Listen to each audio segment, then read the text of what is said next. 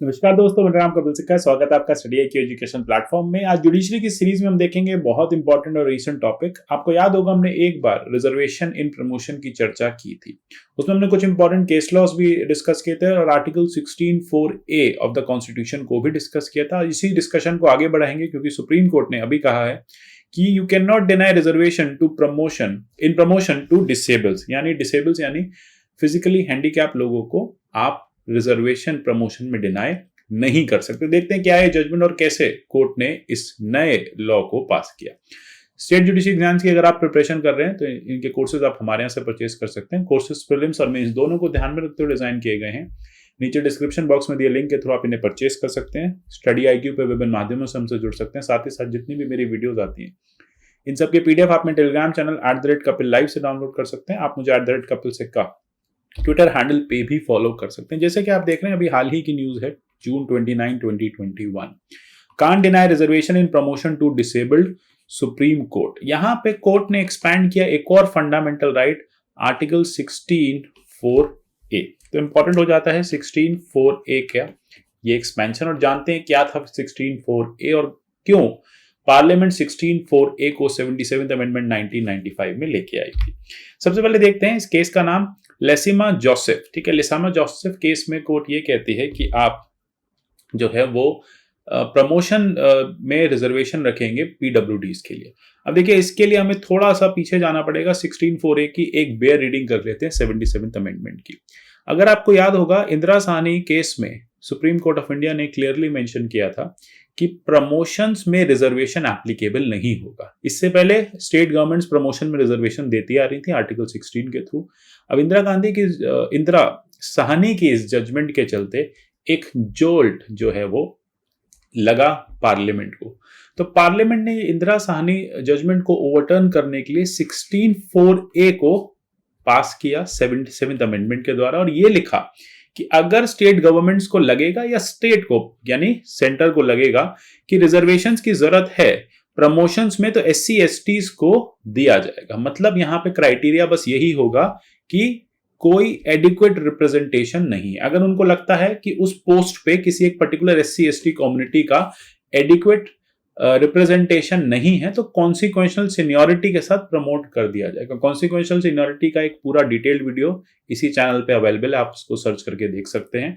तो यहाँ पे कभी भी वर्ड PWD नहीं मेंशन था, तो ऑब्वियसली बात है क्योंकि मेंशन नहीं था तो ये जो है रिजर्वेशन फिजिकली हैंडीकैप लोगों के लिए नहीं था। ठीक है, डिसेबल्ड के लिए नहीं था।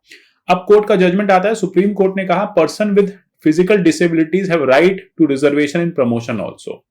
रिसेंटली कोर्ट ने कहा है कि प्रमोशनल कार्डर में आप कर सकते हैं कोई भी, अगर आपको प्रमोशन करना है तो उस दौरान आप फिजिकली हैंडीकैप लोगों को, या अगर वो किसी भी रीजन से फिजिकली हैंडीकैप है, अगर आपकी फिजिकली हैंडीकैप कैटेगरी में वो काम कर रहे हैं तो आप उनको रिजर्वेशन दे सकते हैं उनको प्रमोट करते समय। अब यहां पे देखो फैक्ट्स देख लेते हैं कि केस का क्या था और फिर देखेंगे कोर्ट की क्या जजमेंट रही है। लेसिमा जोसेफ करके एक क्लर्क अपॉइंट हुई थी पुलिस डिपार्टमेंट में। उनको कंपैशनेट ग्राउंड्स पे जॉब मिली थी उनके भाई की डेथ के बाद, क्योंकि उनके भाई सर्विस में पास अवे हो गए थे। अब ऐसे में जब वो जॉब पे आई थी तो उनको 55% परमानेंट डिसेबिलिटी थी, वो पोलियो से ग्रसित थी। अब उन्होंने 2002 में एक क्लेम डाला स्टेट गवर्नमेंट के अगेंस्ट कि मुझे जो है प्रमोट कर दिया जाए और इस प्रमोशन में मेरे लिए रिजर्वेशन रखा जाए क्योंकि मैं फिजिकली हैंडीकैप कैटेगरी से हूं। यहां पे गवर्नमेंट ने ये कहा कि आपको ये प्रमोशन नहीं मिल सकता, रिजर्वेशन के थ्रू आपको ये सीट नहीं मिल सकती, आपको कंपैशनेट ग्राउंड्स पे जॉब दी गई थी, आपको PWD कोटे में जॉब नहीं दी गई थी। पहली बात। दूसरी बात ये भी कहा यहां पे स्टेट गवर्नमेंट ने कि आपके इस जॉब के प्रमोशन में रिजर्वेशन का क्राइटेरिया भी नहीं आता क्योंकि आर्टिकल 16(4)(a) में ऐसा कुछ भी नहीं लिखा। इसको लेके वो केरला एडमिनिस्ट्रेटिव ट्रिब्यूनल चली गई। केरला एडमिनिस्ट्रेटिव ट्रिब्यूनल ने उनके इस ऑर्डर को रिजेक्ट कर दिया और उनको रिजर्वेशन प्रमोशन में देने से मना कर दिया। अब इसको वो चैलेंज किया उन्होंने केरला हाईकोर्ट में। केस लंबे समय तक केरला हाईकोर्ट में चला। केरला हाईकोर्ट ने सबसे पहली चीज ग्रांट किया रिजर्वेशन इन प्रमोशन, और साथ ही साथ ये कहा कि इस तरह का कोई भी कैंडिडेट अगर जॉब ज्वाइन करने से पहले फिजिकली हैंडीकैप है या काम करते समय सरकारी नौकरी के समय फिजिकली हैंडीकैप हो जाता है, तो जब आप उसका प्रमोशन करोगे तो आप उसको PWD में रिजर्वेशन के थ्रू उसको बेनिफिट्स दोगे। ठीक है, तो ये सारी बातें यहाँ पे कोर्ट ने की और इसी केरला हाईकोर्ट की जजमेंट को जो लास्ट ईयर आई थी फिर से स्टेट ऑफ केरला ने चैलेंज किया सुप्रीम कोर्ट में। तो सुप्रीम कोर्ट में ये केस जब आया, सुप्रीम कोर्ट की 2 जज की जो बेंच बैठी उन्होंने कुछ प्रीवियस जजमेंट्स को रिव्यू किया। तो यहाँ पे उन्होंने हाई कोर्ट की जजमेंट को कहा कि सैल्यूटरी जजमेंट है, इसमें कोई इंटरफेरेंस की रिक्वायरमेंट नहीं है। केरला हाईकोर्ट ने एकदम सही कहा है कि पीडब्ल्यूडी के लिए प्रमोशन में रिजर्वेशन जो है वो होना चाहिए। साथ ही साथ कहा कि 3 महीने के अंदर अंदर आप इस पॉलिसी को इंप्लीमेंट करो। ये एक नया लॉ आप देखेंगे आ गया। इससे पहले भी केरला हाईकोर्ट की ये जजमेंट या सुप्रीम कोर्ट की जजमेंट पहली बार नहीं है, इससे पहले भी इस तरह की जजमेंट्स आती रही हैं। तो देखते हैं कि यहाँ पे कोर्ट ने किस रैशनल पे, किस भरोसे पे और किस प्रीवियस जजमेंट पे ऐसी जजमेंट दी। अगर आप देखेंगे राजीव गुप्ता केस 2016 में भी कोर्ट ने यही कहा था कि जो पीडब्ल्यूडी के लिए है वो वहां पे रिजर्वेशन इन प्रमोशन हो सकता है। ठीक है, तो प्रमोशन में रिजर्वेशन चलेगा। साथ ही साथ कर्नाटका का एक केस था सिद्धाराजू, यहाँ पे 3 जज की बेंच बैठी थी, उन्होंने भी यही कहा था कि यहाँ पे पीडब्ल्यूडी के लिए रिजर्वेशन जो है वो एप्लीकेबल है अंडर सेक्शन 16(4)A। यानी जब जब आप किसी पीडब्ल्यूडी कैंडिडेट को प्रमोट कर रहे हो तो वहां उनके लिए भी कोटा आपको प्रमोशन में रखना चाहिए। ठीक है, तो इसी जजमेंट को फॉलो करते हुए कहा कि जो इंदिरा साहनी वाला जो जजमेंट था वो पीडब्ल्यूडी पे एप्लीकेबल नहीं होगा और पीडब्ल्यूडी को प्रमोशन में रिजर्वेशन मिलेगा। साथ ही साथ ये दोनों केसेस जो कोर्ट ने डिसाइड किए थे वो इसी बिहाफ पे किए थे कि जो डिसेबिलिटीज एक्ट 1995 था इसके बिहाफ पे किया था, लेकिन इसके बाद 2016 में नया डिसेबिलिटीज एक्ट आ गया। तो कोर्ट ने इस पर्टिकुलर जजमेंट में ये कह दिया कि 2016 वाले एक्ट पे भी हमारी जजमेंट जो है वो एप्लीकेबल होंगी। यहां देखते हैं कि कोर्ट की फाइनली टेक अवे क्या रहा, कोर्ट का क्या जजमेंट रहा। कोर्ट ने देखो सबसे पहले कहा कि 1995 का जो एक्ट है वो right to reservation in promotion देता है। ऐसे में अगर कोई भी ऐसा प्रोविजन है जहां पे मेंशन नहीं है कि प्रमोशन होना चाहिए, पीडब्ल्यूडी के लिए रिजर्वेशन होना चाहिए नहीं होना चाहिए, ये सारी चीजें जो हैं आपको डिटेल में देखने की जरूरत नहीं। अगर आप 1995 के एक्ट के थ्रू अगर आप पीडब्ल्यूडी के बेनिफिट्स ले रहे हैं तो आपको रिजर्वेशन भी मिलेगा प्रमोशन में। साथ ही साथ एक बात और कोर्ट ने यहां पे कहा कि देखो, क्योंकि पीडब्ल्यूडी एक्ट जो है वो ये नहीं बताता कि कब से पर्सन की डिसेबिलिटी मानी जाएगी, मतलब कि वो बाय बर्थ डिसेबल्ड है तभी वो डिसेबल्ड माना जाएगा, ड्यूरिंग जॉब डिसेबल्ड हुआ तभी वो डिसेबल्ड माना जाएगा, 12 साल 18 साल के बाद हुआ, माइनर हुआ, एडल्ट होके हुआ, ऐसा कोई डिस्क्रिमिनेशन डिफरेंशिएशन नहीं है।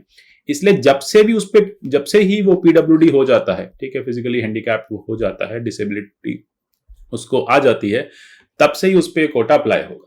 ठीक है, कोई ऐसा पर्सन उसने ज्वाइन किया तब वो जनरल कोटे में था, ठीक है, लेकिन जॉब की वजह से जॉब के दौरान उसको कोई भी डिसेबिलिटी हो गई, ठीक है, वो फिजिकली डिसेबल हो गया, तो अब वो पर्सन जो है वो पीडब्ल्यूडी कोटे में प्रमोशन उसको मिलेगा। ठीक है, यानी जब जब उसको प्रमोशन मिलेगा तो उसके लिए सीट रिजर्व रखी जाएंगी। ये सारी चीजें कोर्ट ने कही और साथ साथ ये भी कहा जैसे यहाँ पे ये जो फीमेल थी इनको कंपैशनेट ग्राउंड्स पे जॉब मिली थी, तो इसका मतलब ये नहीं है कि इनको आप पीडब्ल्यूडी कोटे के बेनिफिट नहीं दोगे। किसी को कंपैशनेट ग्राउंड्स पे भी जॉब मिलती है, उसको बेनिफिट्स पीडब्ल्यूडी कोटे वाले ही मिलने चाहिए। तो ये प्रोटेक्शन हुआ एक तरह से, आप देखेंगे फर्दर प्रोटेक्शन दिया डिसेबल्स के लिए।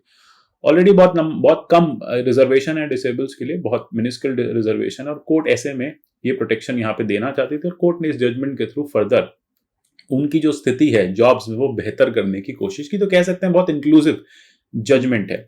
अब यहाँ पे कोर्ट ने जो पुराने लॉस को साइट किया, कोर्ट ने यहाँ पे एक इंपॉर्टेंट बात भी बोली। जैसे आप देखेंगे प्लेसी वर्सेस फर्गुसन 1896, ये है यूएसए हाई कोर्ट का जजमेंट, जिसके बाद 14th अमेंडमेंट वहां पे डिस्क्रिमिनेशन हटाने के लिए, रेसिज्म खत्म करने के लिए लाया गया था। तो यहाँ पे उस कोर्ट ने भी यही कहा था कि प्रिजुडाइज जो है वो लेजिस्लेशन से ओवरकम नहीं हो सकता। तो यहाँ हमारी कोर्ट ने भी यही कहा कि लोगों के बीच में कुछ प्रिजुडाइसेस हैं, जो दिव्यांग लोग हैं, जो फिजिकली हैंडीकैप लोग हैं, उनको लेके कुछ प्रिजुडाइसेस हैं। ठीक है, अगर सोसाइटी में कोई प्रिजुडाइसेस हैं, आप उसको एक दिन में लॉ से ठीक नहीं कर सकते। इसलिए आपको लोगों का सोशल माइंडसेट चेंज करना पड़ेगा और साथ साथ आपको इंक्लूसिव एनवायरनमेंट भी बनाना पड़ेगा जहां पे फिजिकली हैंडीकैप लोग अच्छे से काम कर पाए। तो ये बहुत अच्छी सुप्रीम कोर्ट की जजमेंट है और इस तरह की जजमेंट सुप्रीम कोर्ट अगर देता रहेगा, इस तरह से लॉ में और क्लैरिटी आती रहेगी, तो इंक्लूसिविटी जो है सोसाइटी की वो मल्टीफोल्ड बढ़ेगी। तो इसलिए कहा जाता है ये जजमेंट काफी अच्छी है और इसको आप जरूर अपने एग्जाम में कोट करिएगा। इस तरह के किसी भी इंक्लूसिविटी वाले टॉपिक पे, इक्वालिटी वाले टॉपिक पे, आर्टिकल 14 पे, आर्टिकल 15, आर्टिकल 16 पे इस तरह की जजमेंट्स कोट की जा सकती हैं, रीसेंट जजमेंट है। तो इस तरह के टॉपिक्स मैं लाता रहूंगा। मिलेंगे फिर अगले किसी सेशन में। तब तक के लिए यूपीएससी आईएएस के प्री कम स्मार्ट कोर्सेज हमारे अवेलेबल हैं 50% डिस्काउंट के साथ। studyIQ.com या फिर हमारी ऐप से आप इसको परचेज कर सकते हैं। मिलते हैं अगले सेशन में, तब तक के लिए good bye, take care and God bless you all.